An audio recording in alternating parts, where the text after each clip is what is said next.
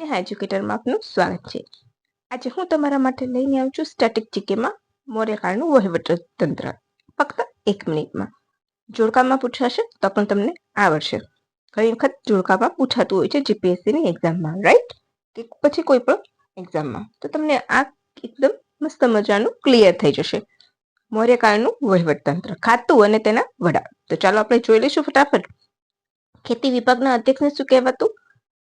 ખેતી વિભાગના ખાતા સંભાળના વડા સીતાધ્યક્ષ। લશ્કરી ખાતું સેનાની। ન્યાય ખાતું પ્રદેશત્રી। વ્યાપાર ખાતું પણ્યાધ્યક્ષ કે પછી મુખ્ય ન્યાયાધીશ। દફતર ભંડાર એને અક્ષક પટલ પર કહેવાતું, તો મહાઅક્ષ પટલ। મુદ્રા ખાતું મુદ્રાધ્યક્ષ। ખેતી વિભાગ સિદ્ધાધ્યક્ષ। લશ્કરી ખાતું સેનાની। ન્યાય ખાતું પ્રદેશત્રી। વ્યાપાર ખાતું પણ્યાધ્યક્ષ।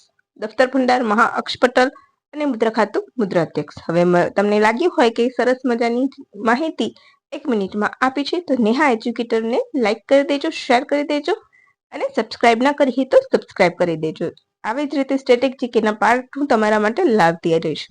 તમે સૌએ આત્મીય સભાવાળો પાર્ટ મારો જોયો હશે, તો એમાંથી તમને જોડકું આવડી જશે એસટીઆઈની એક્ઝામમાં, રાઈટ? તો ચાલો ફ્રેન્ડ્સ, હવે રજા લઈશું, બાય।